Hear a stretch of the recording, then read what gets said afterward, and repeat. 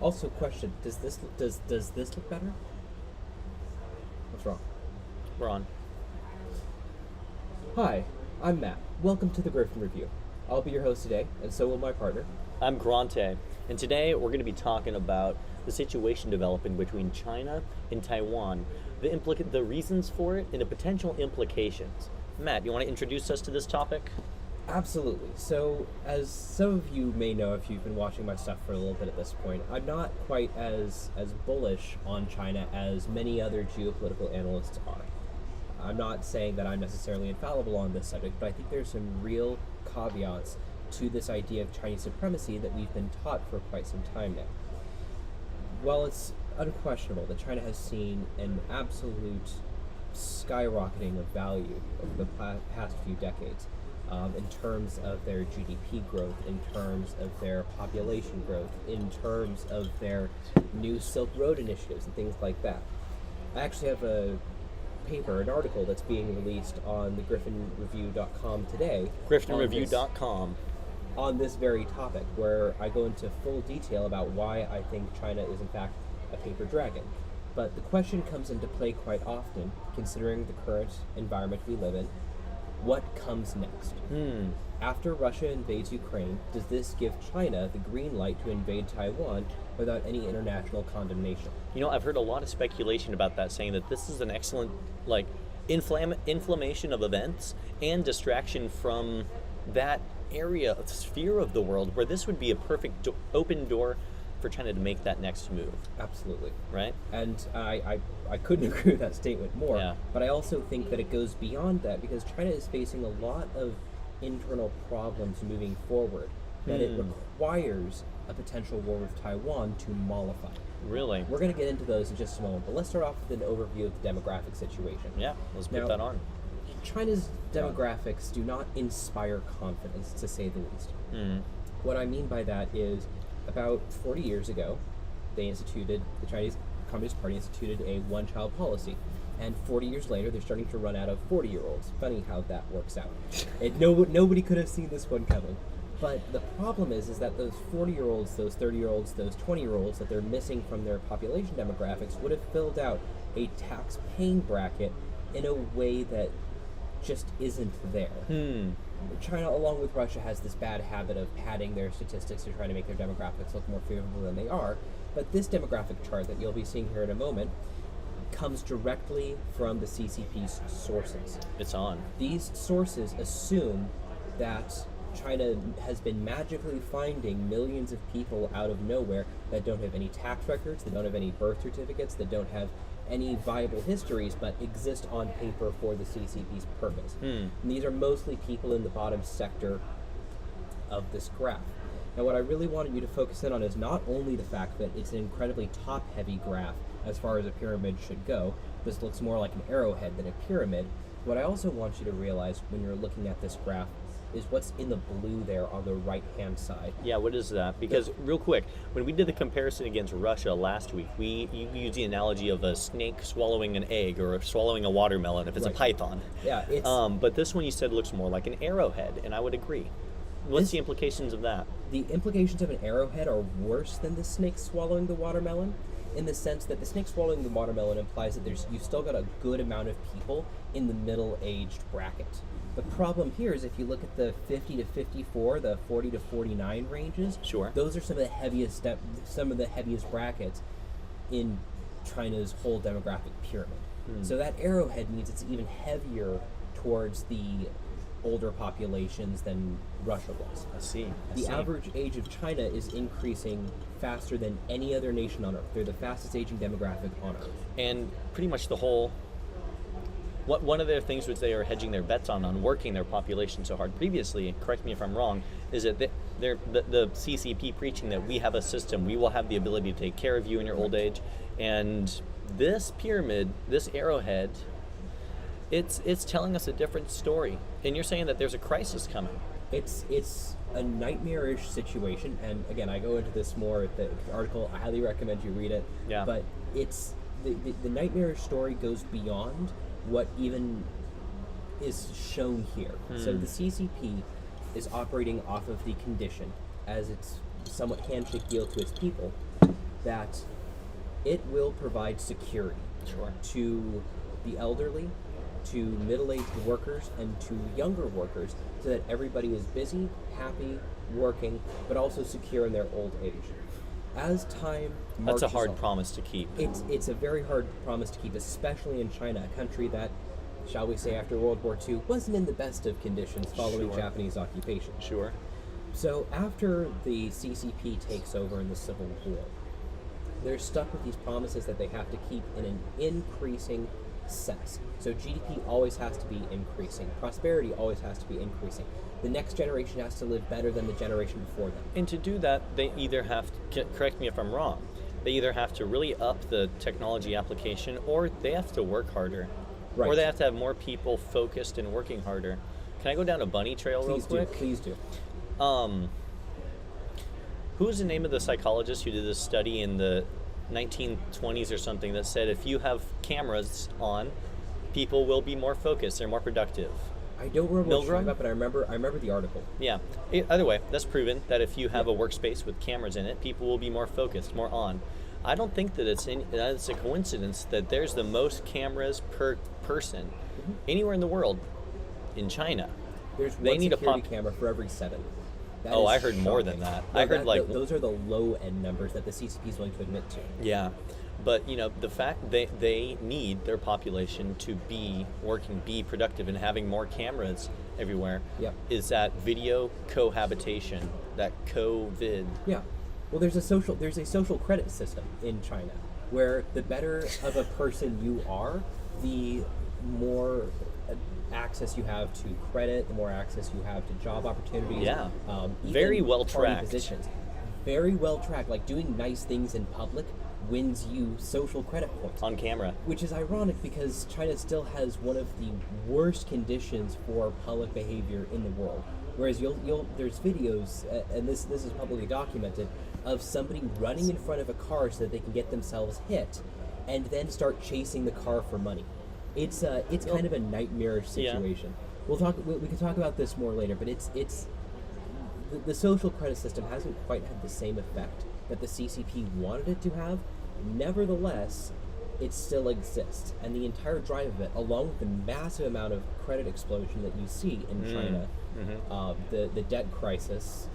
You're talking Evergrande, monetary just credit, right? The monetary credit system as well, all points towards a bit of a collapse for China moving forward. But it's a collapse that Xi Jinping is not entirely aware of. There's every indication that of world leaders, Xi Jinping is the most isolated by information. They only want to clarify feed that. him good information. You Exactly. mentioned this in the article that you wrote, that there's a stigma against, you don't want to be the bearer of bad news. No. Is there a kill the messenger boy type of mentality there, or fire the messenger boy? Well, no, it's usually torture and then kill the messenger boy. It's So awful. so bad things happen, but it doesn't move up the chain and is not accounted for. And that person usually gets saddled with all the blame. So everybody then recognizes the fact that something's gone terribly wrong, but they say it was all the messenger's fault because, well, they're not exactly there to defend themselves anymore, now are they? It's a big scapegoat culture. Exactly. And in that respect, a lot of Chinese systems, Evergrande shows this quite brilliantly, but a lot of Chinese systems, when it comes to construction, manufacturing, pharmaceuticals, they're all debt-driven, and they're all hoping someone else fails first. Oh, I didn't. Okay, so I knew that they were all debt-driven, and that's pretty similar to the America situation. Like debt, Yes, debt is a driver. for sure. Debt is a,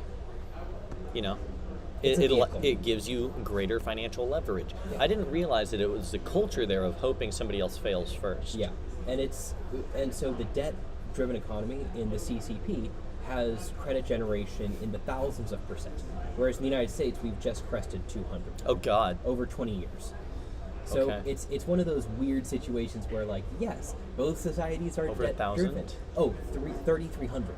Oh, in the multiples of thousands. In the multiples Okay. of thousands. This is frightening. But that's the difference, and that's why we don't necessarily hear about these kinds of things.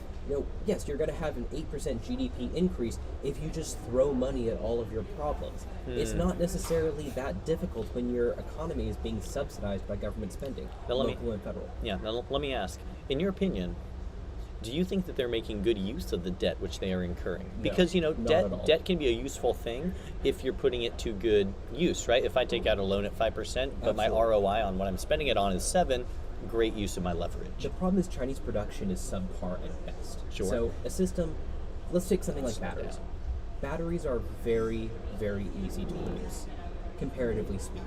Okay, They I'll don't- take your word for it. They don't require a lot of high-tech gadgets. They don't require semiconductors. They don't require a lot of complexity.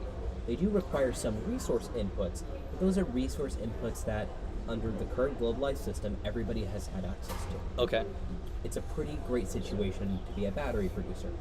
The main limitations are funding, but also technological growth, naturally making the process more efficient over time.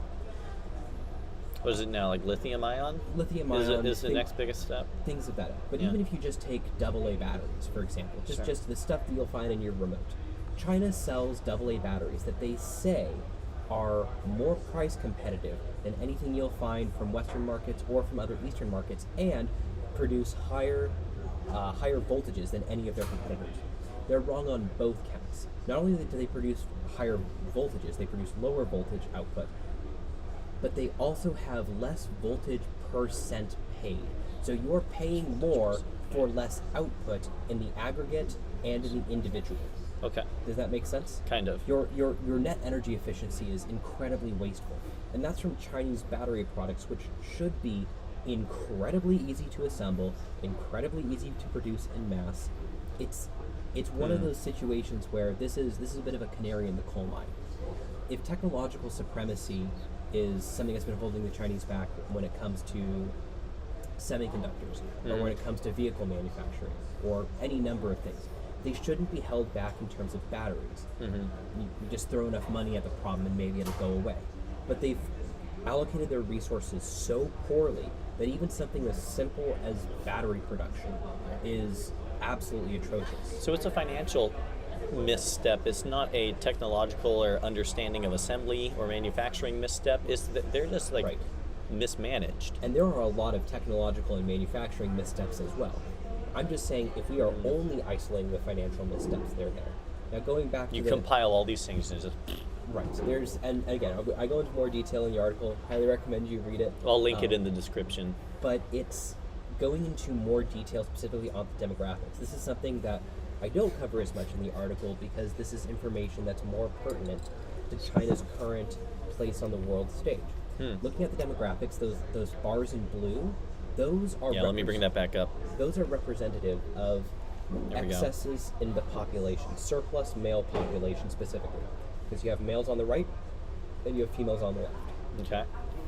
What do you mean by that's how much more is on the right side of this graph than is on the left? Exactly. That's the difference. That's the difference. So what you're looking at here is a surplus male population, especially in the younger ranges. Yeah. Which is Those bars only get wider as we go down. It does not look fantastic, and the issue is those bars represent between 1 and 4 million people at each of those age ranges. So we're looking at like 20 million people on the low end, extra men versus women in the young ranges. That is nightmarish. Okay, not only I mean, that's a lot of social tension occurring. Oh, yeah.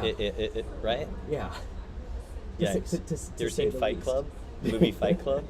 Yeah. But situations like that are going to be building. Oh, it's very conducive to that Unless environment. you have more cameras. What they've been, and this is again with the Chinese doctoring the information and making Sure. it look better than it actually is. Oh, this graph is from the This is from the CCP inside data. sources. Yes, Inside sources. it's from the CCP's internal documents, and they're admitting to this kind of a surplus. Wow. Okay. And so we're just looking at right now, off the cuff, at least in excess 20 million males. Wow. Now, objectively, if you had in excess 20 million females, that doesn't necessarily cause as much of a population imbalance. No. As one party is more necessary to the cycle of life than the other in terms of an enabling factor. Sure. Yeah. Basic biology for you. Let's keep moving. But We got a couple more graphs to get through. We're already halfway through our time. absolutely. Nevertheless, what I really want to focus in on, though, is that there's this large glut on the bottom of extra men even though there's a lack of young people in general. This is conducive to a failing economy that has a lot of young, angry men still inside of it with no purpose and nowhere to go. You know, this reminds me of a study by Calhoun at UC Santa Barbara.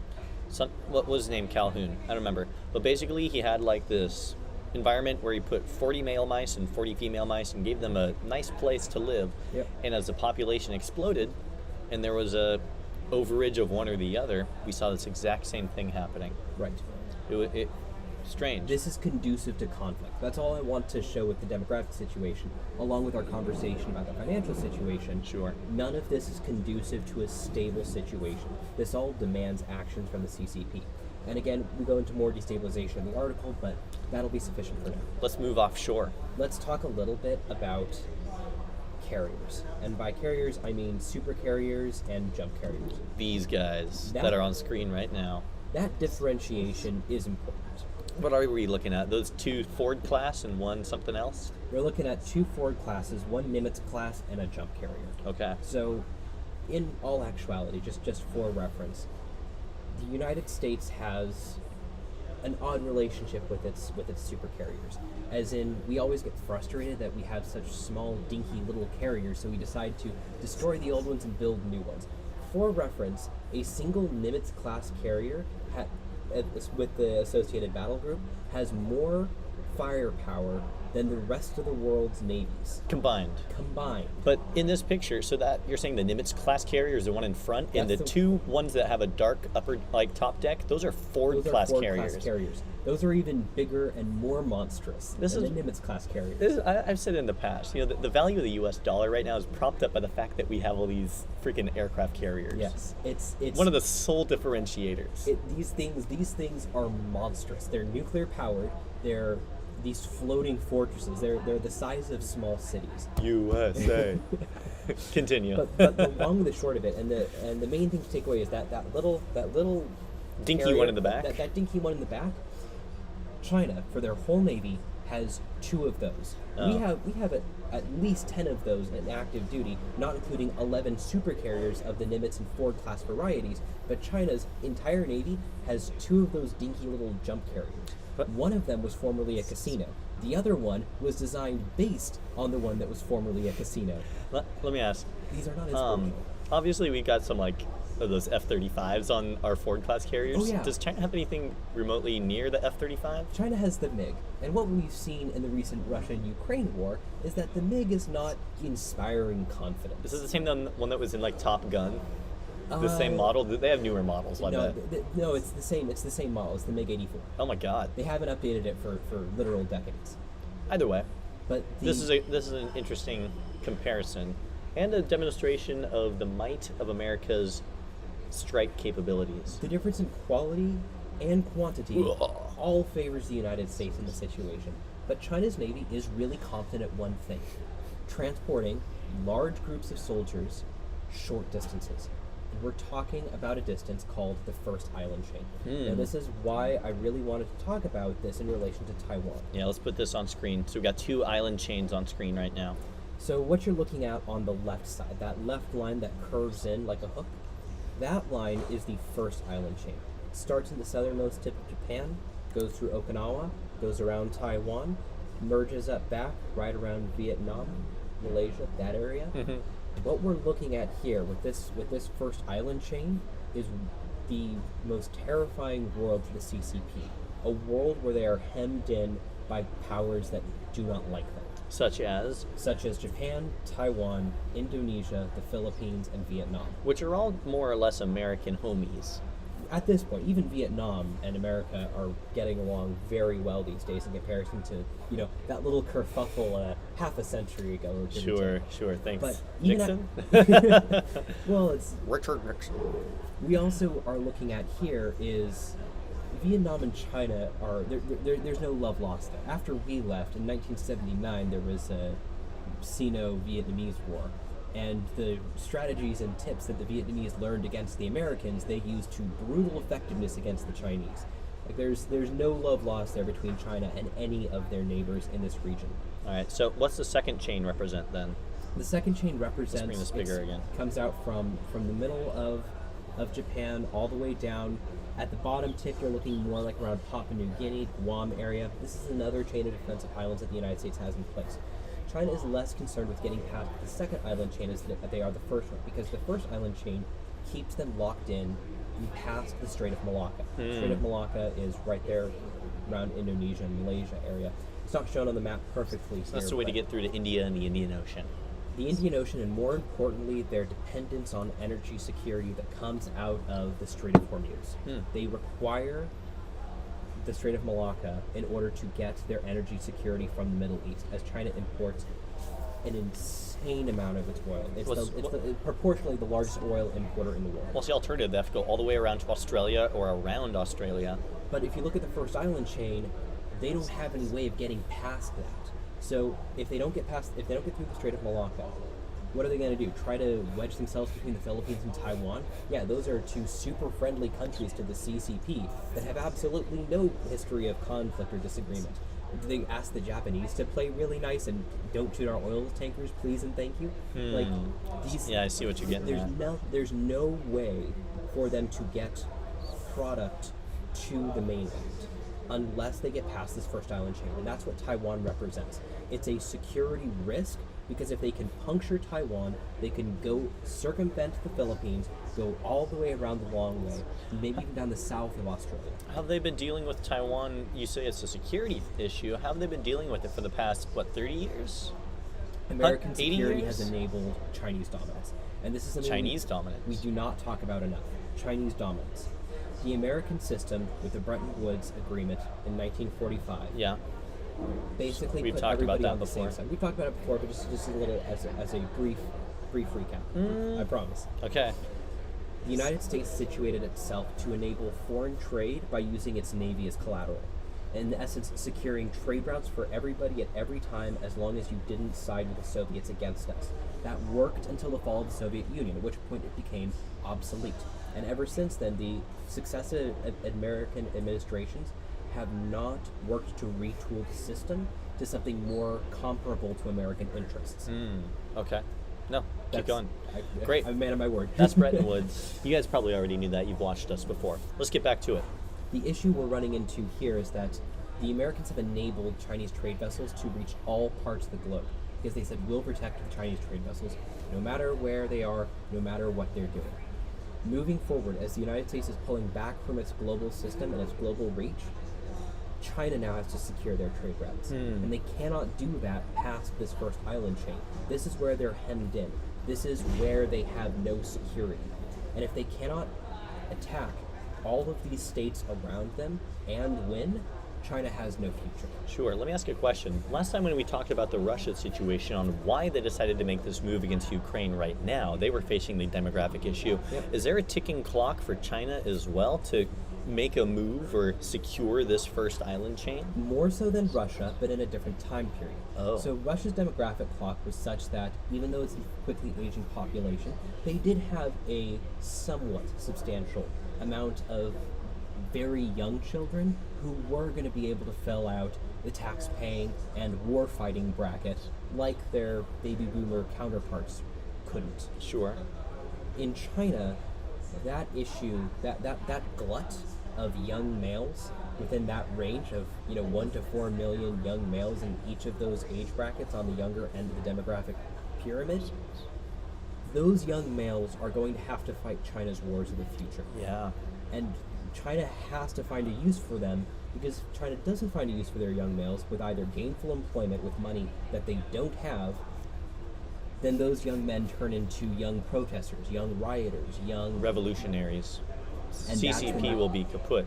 And I don't want to change the topic too much, but is this? Let me go back to the demographic icon. Is that different like a product of the, or is the lying flat movement? You've heard of it? Is that a product of this differential of demographics? I think the lying flat movement has multiple different sources of origin, not the least of which being the CCP not willing to acknowledge burnout psychologically or acknowledge the failure of their economy to actually produce the promises that they make. Okay. But I think what we're looking at the terrifying reality that we're really looking at is that China does not have an incentive necessarily to attack Taiwan in the next 3 or 4 years. There's a little bit of a timeline where Taiwan has some breathing room. Because China would like that glut of young men on the bottom of their pyramid to start aging into a time span when they can actually carry a gun. These are China's future soldiers. Until then, China is going to have to keep the money press running at full blast. Yikes. And to that effect, they will happily destroy their economy to keep their young men employed until such a time that they can throw them into forever wars along this first island chain. Whoa. This is the unfortunate reality. Now, a war, I very briefly want to discuss this. A war between China and Taiwan will look very different than the war between Russia and Ukraine. Not least of all because there will be naval forces involved. Taiwan is far more better situated for defense than Ukraine is, mostly because, not only because it's so compacted, but because they've spent a lot of money buying old military surplus from the United States, F-16s and the like. But they've also spent time entrenching themselves in bunker situations, having their missile silos go underground, also cultivating alliances with Japan, the Philippines, even the United States. And these are all places that may or may not assist Taiwan given a severe invasion moving forward. Japan specifically is the most important link in this chain because the United States is the strongest navy in the world. The Japanese Security Defense Forces, the second strongest navy in the world. Oh, I didn't realize that. The Japanese Navy what about Great Britain? Is incredibly impressive, third. Oh, okay. Royal Navy's old. Strong, but about a little bit on the older side. Falklands was their last great hurrah. Well, it's not that. It's still very impressive in comparison to the rest of the globe, but it's not anything that you're going to see with the same reach of global dominance unless it's associated with allied forces. I see. The only other supercarrier on the globe is the Queen Elizabeth. And the British don't have a strong enough carrier group to defend the Queen Elizabeth. They can't really send it out. So it's one of those situations where they kind of spent too much money on the pretty toys and not enough on building the foundation to secure those pretty toys. For those of you who don't know, you can't just send an aircraft carrier out. It has to have a group around it. Bit of safety. Make sure that it's not going to get yeeted upon immediately. That includes destroyers, submarines, battleships. That includes reconnaissance vessels. That includes drones and aircraft that are always covering the vicinity. You know, this is your queen on the chessboard. You don't just throw it out into the middle of a bunch of enemy forces and expect it's going to be fine. Yeah, cool. So let's look at the 9 dash line. Can you talk about this one for a bit? This is very briefly. I feel like this kind of does a better job than I ever could of explaining China's difficulty on the international stage. So this 9 dash line is supposedly, according to the Chinese, an archaic treaty that China made between itself and the other major powers of Southeast Asia, where they were going to give up voluntarily dominance of the South China Sea constrained by this 9 dash line. Is this just we suppose this will happen, or is there any kind of handshake backing this up? No, there's no handshake. This is something that they're wishing it into existence. Well, they're saying, look, we found this really old treaty that's unsigned from hundreds of years ago that you should all respect now. And the international courts have said, no, this is ridiculous. We will not respect the 9 dash line as an actual representation of your territory. But China's decided to build these artificial islands within this region anyway to try to assert its dominance. Now these islands... Artificial islands? Yeah, the creation of artificial islands for military bases. Okay. This is a whole, like they're doing off of Dubai or something? Yeah, similar in nature, but a lot more permanent. Okay. These specific locations in particular are notable because if you remember back to the first island chain that you were talking about before, these are still constrained within the first island chain, but they're more along that southern tip with access to the Strait of Malacca that China so desperately needs moving forward. This is more a South China Sea type of deal rather than Taiwan and Philippines type of deal. Exactly. So what China's doing is it's creating a defensive bulwark for itself within this region under the guise of enforcing its 9 dash line, which is an international joke, but the Chinese don't take a joke too well. The issue coming to play moving forward is that China wants to put a stranglehold on the region from a defensive perspective to make sure they have no conflict from the south, while simultaneously preparing for an invasion on Taiwan in the coming decade. maybe not in the next 3 years, Conventional warfare invasion. conventional warfare invasion of Taiwan, boots on the ground, trying to reassimilate China as a unified motherland all the way to Taipei.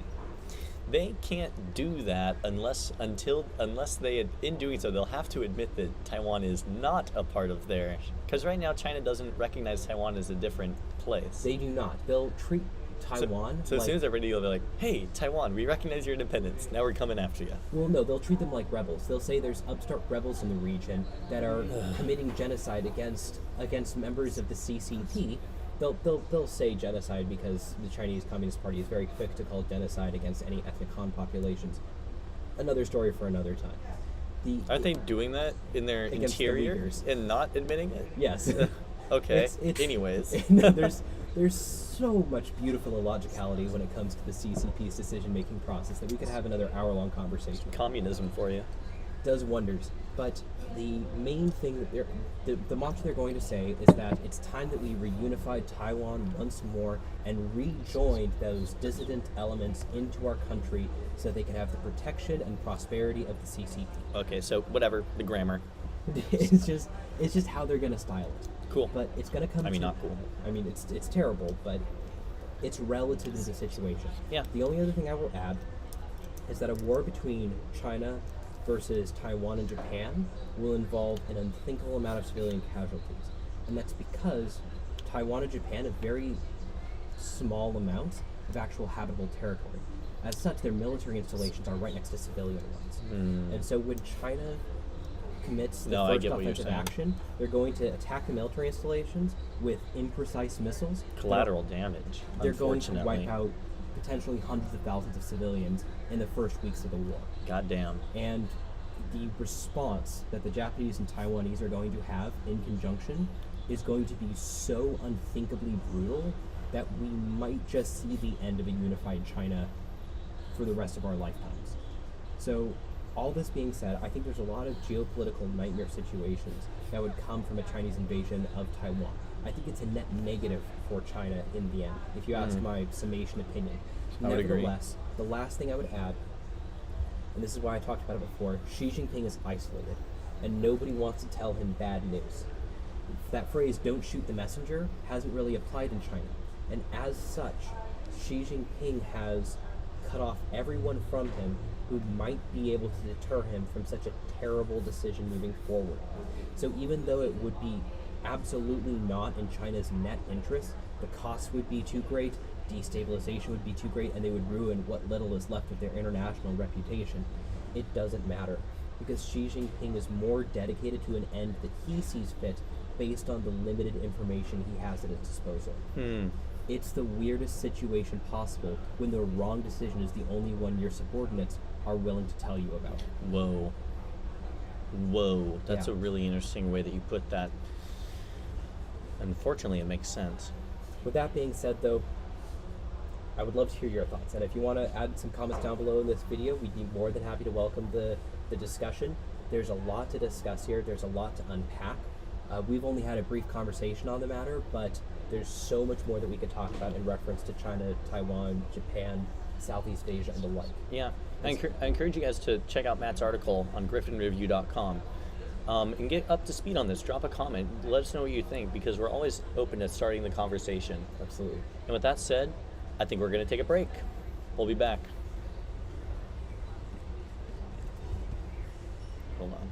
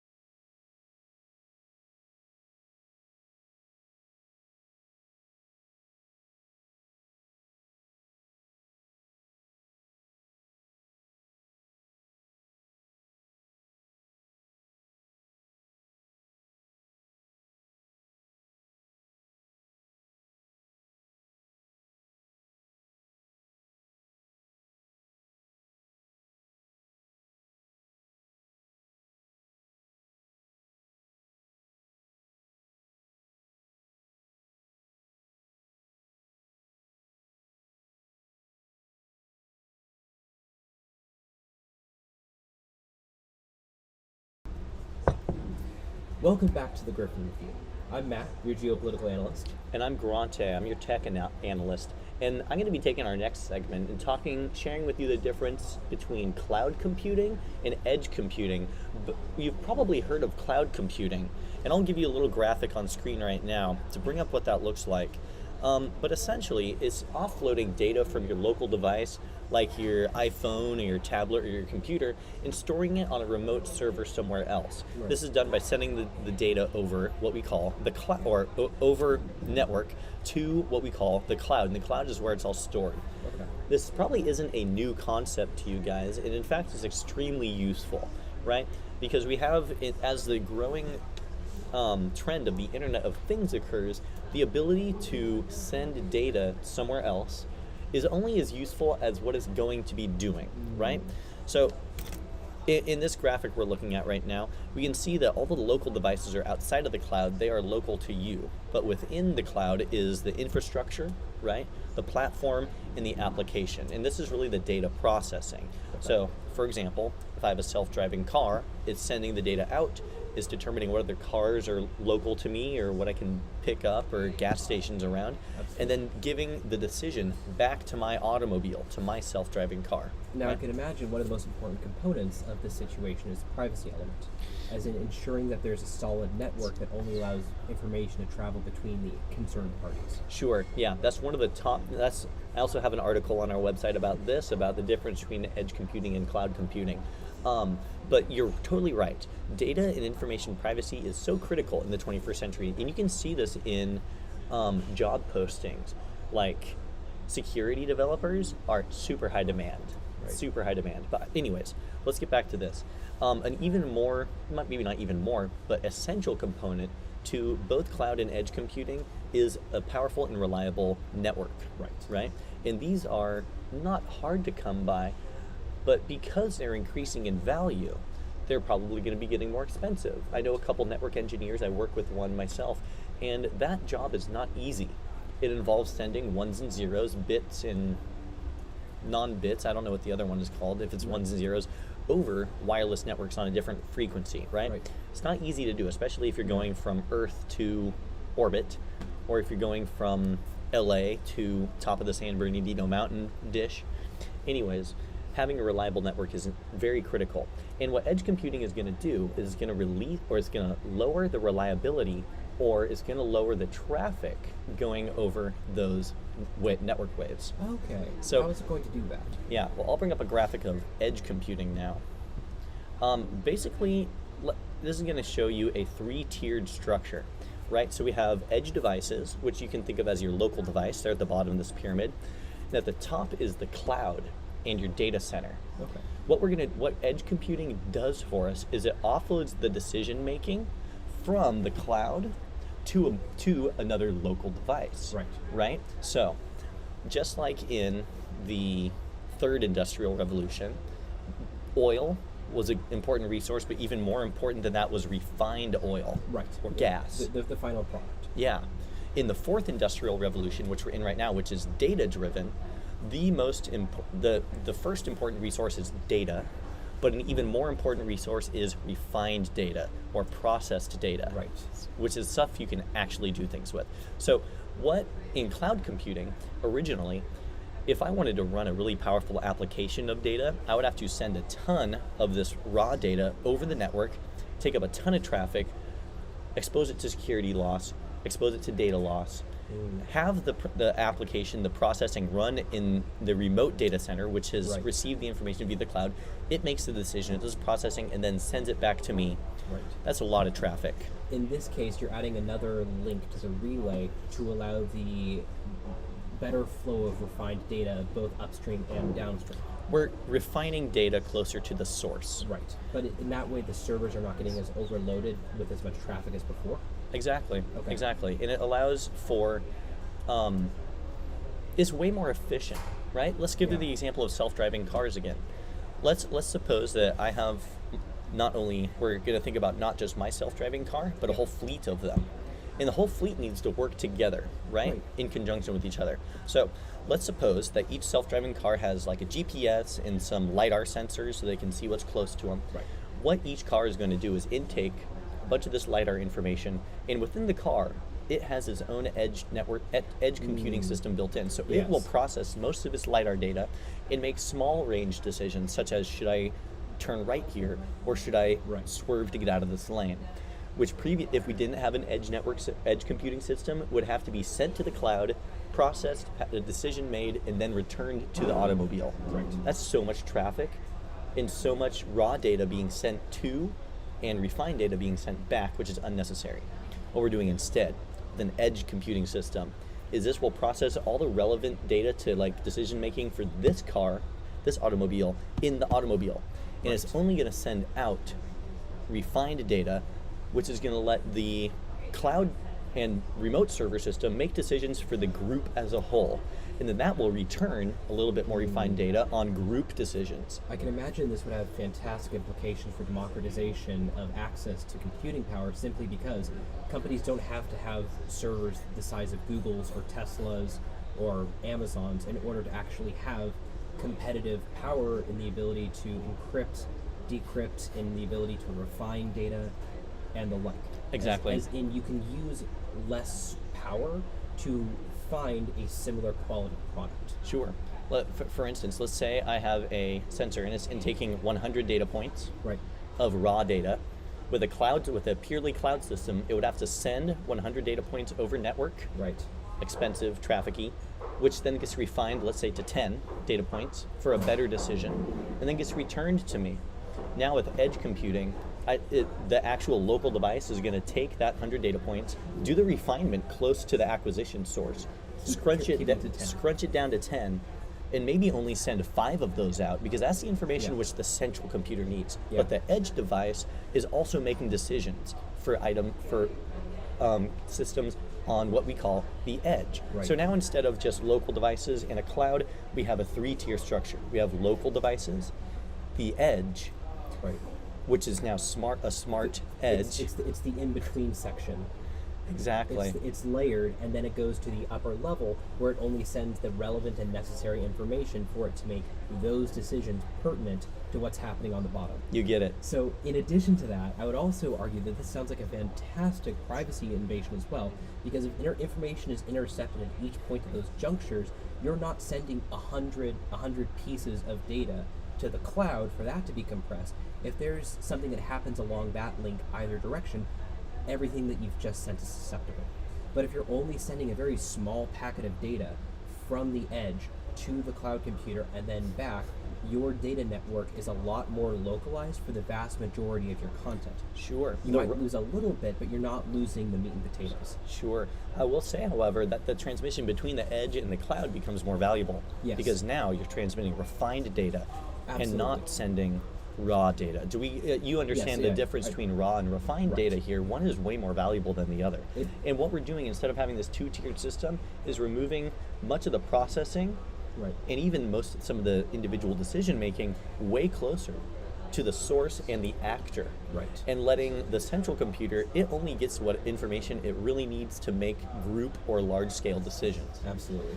It's way more tiered. And then let me make this graphic bigger again so we can see, because it's got some IoT applications on here for you guys to check out. But again, let's look at this. In the edge computing platform, we've got real-time data processing. For example, this little machine right here is an encoder. And it is an edge. It's not network connected, but it is technically an edge device, because it's taking raw data from this camera, compressing it, encoding it, and getting it to my computer to send out. It's how we're bringing this show to you live, even while only using a single laptop. It's a pretty impressive system. It's awesome. Yeah. It's awesome. And we could say that like the 2010s were the era of getting information into the cloud, and now the 2020s are the era of refining the information we're sending to the cloud. And it takes a lot of engineering and design work to determine, okay, what decisions need to be made where, what information is needed where, and where can we place the refinement technology so that we're scrunching down the data into better packets so that we're not using as much network, because all these ones and zeros whizzing around. Absolutely.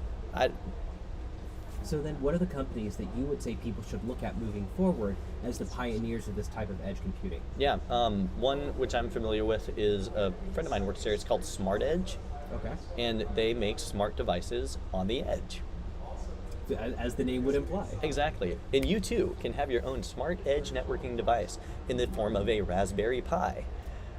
Okay, so it's the same type of intermediary. That makes sense. Yeah, because a Raspberry Pi is a network-connected device that you can put little programs onto to refine your data on the edge before sending it to your central data source or central data hub. So this is something that's actually quite accessible to a lot of people if they take advantage of it. Oh yeah, there's tutorials out there online. But go to your local micro center or on Amazon and get a Raspberry Pi. Play around with it. So then to ask the follow-up question that you might have gotten once or twice, why aren't more companies using this instead of the old system? They're all trying.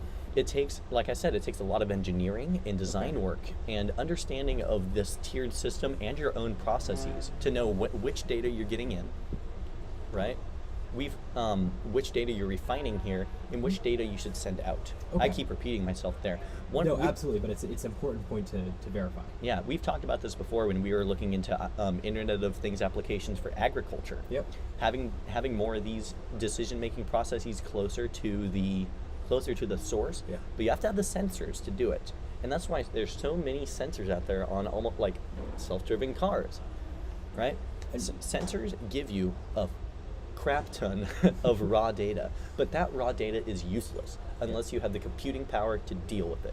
And before you think we're jumping topics too much, we'll talk a lot more about smart agriculture in the future. You know, this is just one of the many bunny trails we could go off on, but it's just another one of those aspects that implies, and this is something that I want to hone in on, why the Griffin Review is so important to both of us, is that it represents the geopolitical changes that we're seeing in the world as they also relate to the technological innovations that we are and should be seeing moving forward to maybe compensate for some of the changes. Sure. There's a lot of moving parts, and part of the Griffin Review's mission, as I'm sure you're more than happy to agree with, on board with, is being aware of the changes before they happen so that you, our listeners, are as best prepared as possible for the oncoming shifts in the market.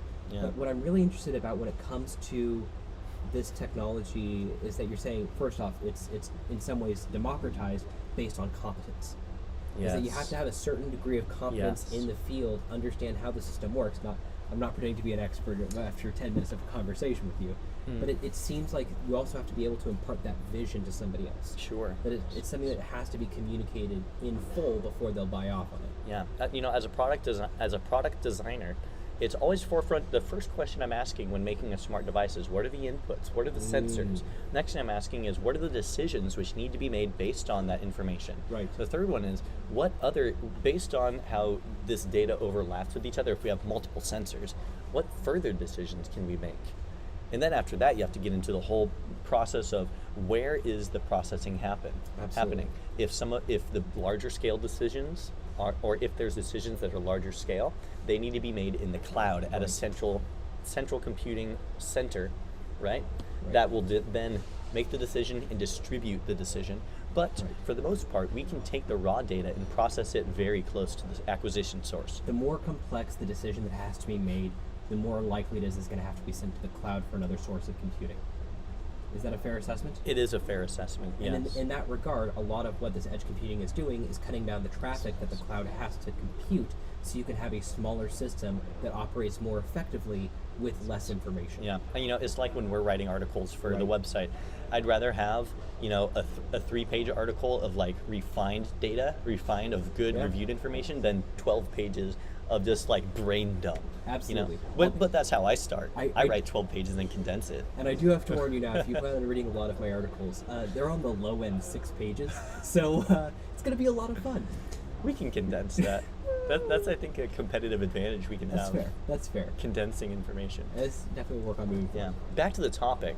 I think that you may not hear the term too much, but anytime that we're seeing self or automated cars, let me tell you right now, that's one of the strongest, most powerful applications of edge technologies. Right. Is because there's a ton of data flowing into each automobile, each unit, and there's a ton of decisions which need to be made right there based on the refined data. Yeah. And there's relatively little information which needs to get to the central processing center, which then makes a bit of decisions and then sends it back out to the fleet and this is how.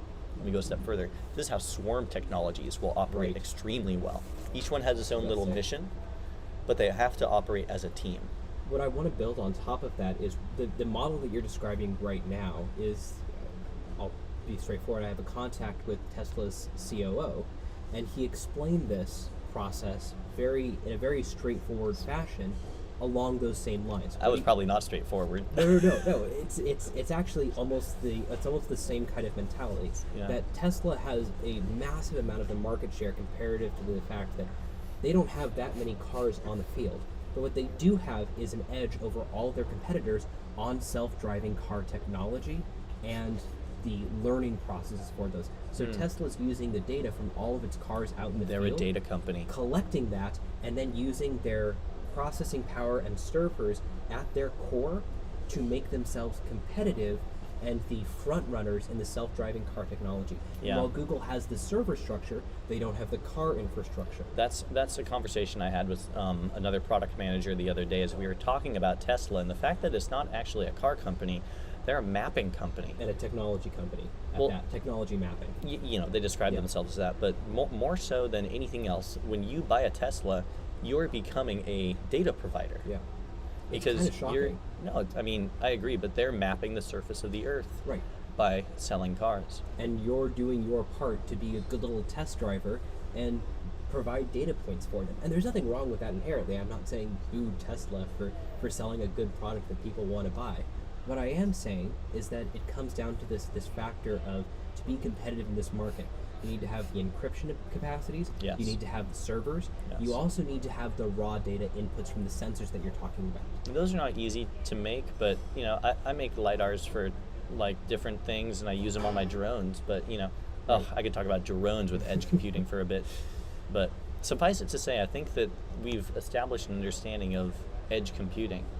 I absolutely agree, but Three-tiered structure. What I think we'll talk about later, and maybe as this continues on in future episodes, is how this kind of technological revolution is going to impact not just the stock market, but technology as a whole. Whoever the pioneers are, what's there going to be their first mover advantage in comparison for this specific field? Yeah. And I'd be curious, to pick your mind on that more moving forward, but nevertheless, I feel like we have a sponsorship for Hana House that's due. It's well overdue. We want to say thank you to, or hold on, let me get rid of this graphic on screen. All right, yeah, we want to say thank you to Hana House for letting us work here. It is a co-working space in Newport Beach and Palo Alto. Yeah, we got this nice little booth upstairs. I don't think we're disturbing too many people. No, I don't think so. But at least we won't know until we stop. If you want to get on the show, let us know, and we'll bring you in. Nice of you. And I think we're going to take a break and come back with a talk about Alaska.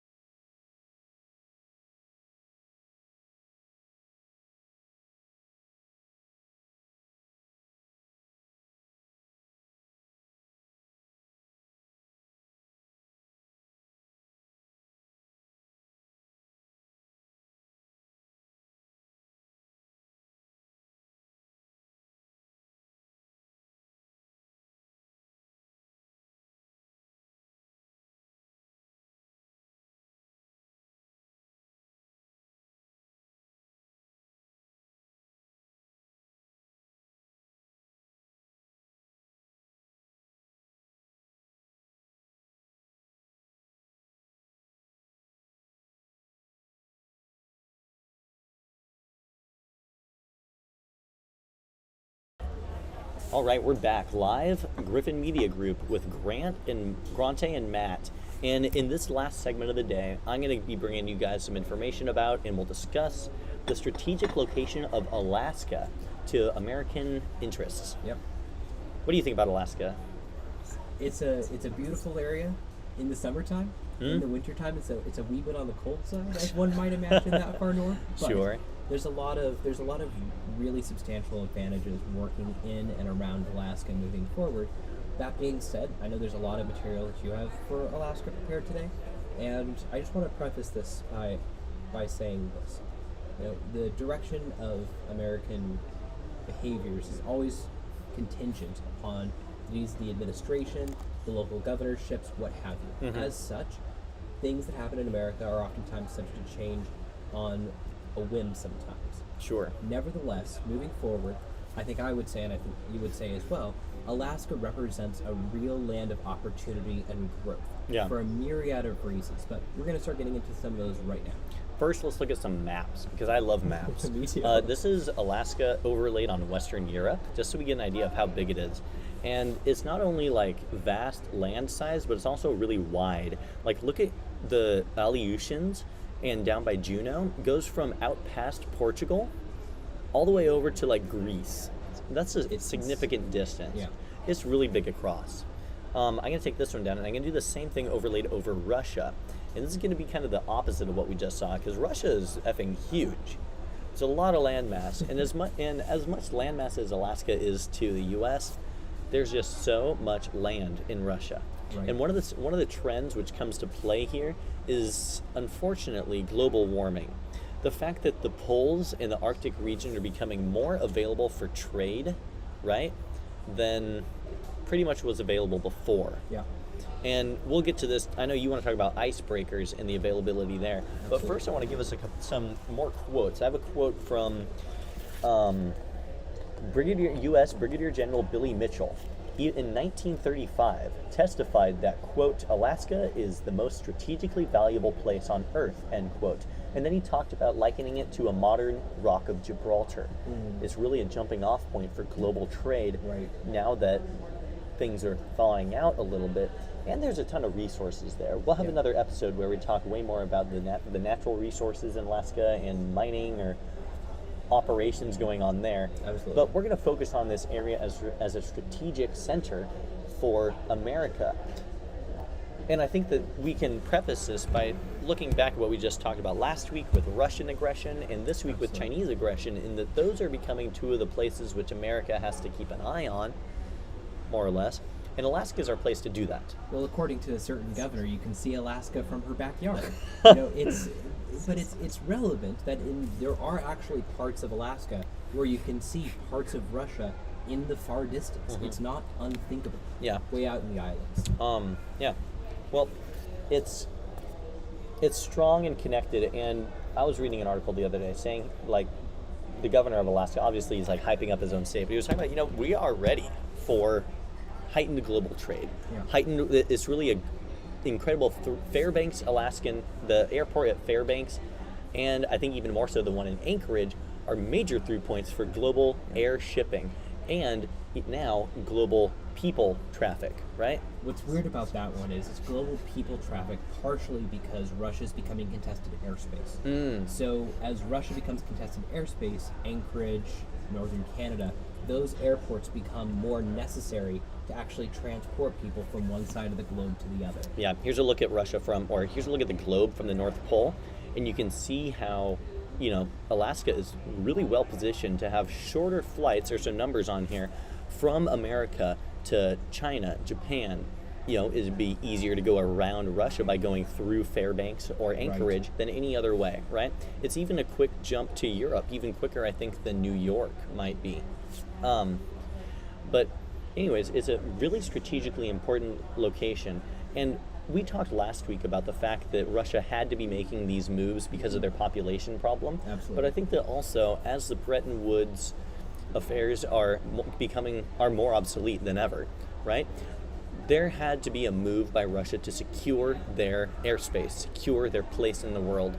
And the fact that America has Alaska means that we have this perfect strategic place, which they needed to we got to put a stop to some things and become a bit more aware of. Absolutely. And just by looking at this map, you can see why Alaska is so perfectly positioned there. What is it at the? Let's see. There are a bunch of F-35s at the Eielson Air Force Base in Fairbanks, Yep. and there's even more F-22s at the Elmendorf Air Force Base in Anchorage. 2 places which are easily within defensible and striking distance of any places in Russia which might need to be just say, hey, we've got our eye on you. Right. Don't try anything, because we have this place called Alaska. It's and a staging ground, and it's- that's the terrifying aspect to It's Russia. a staging ground. Now, the other strategic importance of it is the Bering Straits. And as the Arctic thaws a bit more, unfortunately, but I'm just kind of recognizing that, Right. and we're moving forward with it. As it thaws a little bit more, the Arctic is becoming a very important shipping route. Right. Do you want to talk about this? Because you've had experience on icebreakers. So I have 2 siblings in the Coast Guard, and I'm currently doing a long session investigation when it comes to red holes. And red holes, for the uninitiated, refers to the large Coast Guard vessels that are icebreakers designed to, well, break ice and open up paths. Moving forward, in the mid-2020s, as the assessment would go, the Coast Guard is going to be receiving a new fleet of icebreakers. I believe up to 4 if everything goes as planned. This is going to use their 2 current icebreakers, make one of them obsolete, but they might still use the other one, the Polar Star, for the foreseeable future. The reason the Coast Guard's making this push is because you're talking about that pass through the Arctic, through the Bering Strait. The United States is situated with its current Navy to hold bottleneck south of Alaska, south of Russia, that little divide there. We can control those seas very easily, but we need more military strength within the Arctic itself. Presence, and that's why the Coast Guard is investing so much in these icebreakers right now. They're the largest ships the Coast Guard has to offer. It's not really a Navy affair, it's a Coast Guard thing, right? It's a Coast Guard affair, but those are still equipped with weapons and self-defense capabilities, and they'll be better equipped with any technology that the Russians could even come close to fielding. Yeah. So the argument comes into play that the United States doesn't always want to be contingent upon the Panama Canal. Neither do we want to have to go around the Horn to get to our European allies or to get ships from one sphere to the other. It's faster, it's more effective, and oftentimes it's calmer to go through the Arctic than it is to go through Panama or to go around Argentina and Chile. Having a fleet of icebreakers is going to really reduce that frozen barrier. Right, and that opens up a huge strategic advantage for the United States, that it would become a Navy that can, for free, travel from one side of the world to the other in the shortest amount of time possible. It gives us mobilization and logistical advantages. Shipping from LA, San Francisco, or Seattle to any of the European allies, or even, if we get friendly again with Russia itself, it's got a lot of resources in the north, which it wants, I'm assuming it's going to want to sell to other places in the world, and we can make great use of. We talked last time about how resource rich Russia is, and Putin is vastly aware of this. He wrote his master's thesis on this. I read that in his autobiography. And America has got much. I'll swing into this. Right. America, Alaska, has got much of that same wealth of minerals, ores, and oil and natural gas. Oil and natural resources in Alaska. I'll see if I can show us a map when we do a resource analysis of it, of those in Alaska. It is so rich in resources. It's actually quite impressive to the point where I was reading this magazine the other day. I'm like, damn, I want to move to Alaska for a couple of years just to get the feel for it. Right. It's replete with resources, but it's also replete with the competence required to cultivate those resources. So one of the major issues in Russia in the near future is the brain drain that they're suffering, not just from the war, but also over the past few decades. More and more licensed professionals are happy to leave Russia, pursue jobs in Estonia, Latvia, Lithuania, Germany, Finland. They're willing to take their skills outside of the country due to their disagreements with the management and administration of the country. Russia's brain drain has also enabled places like the United States to maintain its technological dominance. And those pipelines in north of Russia that provide the world with millions of barrels of crude on a daily basis, those pipelines, when they freeze over, the United States, our pipelines won't. Because we have qualified technological professionals in our key locations on the map to actually continue the flow of resources no matter what geopolitical situations may come to it. And this is something I'm going to preface now, and it's going to be a theme in the future. While I do talk about geopolitical upheaval and chaos, what I want to clarify for any listeners now and in the future is that in many ways, I would argue the United States is at the eye of the hurricane. There are a lot of reasons that the United States will look very similar in 20, 30, 40 years as it does today. It's immune to a lot of the effects of overseas conflicts. Food-wise, energy-wise, trade. Very little of our trade is based in international demographic-wise. Demographics. There's any number of reasons. We'll hash these out at some other point. This will not be the last episode. That I can guarantee. Yeah, agreed. But Alaska is somewhat of a proof for the United States that with similar geography to Russia, the United States can operate pseudo-Russian territory better than the Russians can. Yeah, and I'll throw another bone towards this conversation, and that is the opening up of resources and pipelines in Canada. I wrote a paper on this last year about the where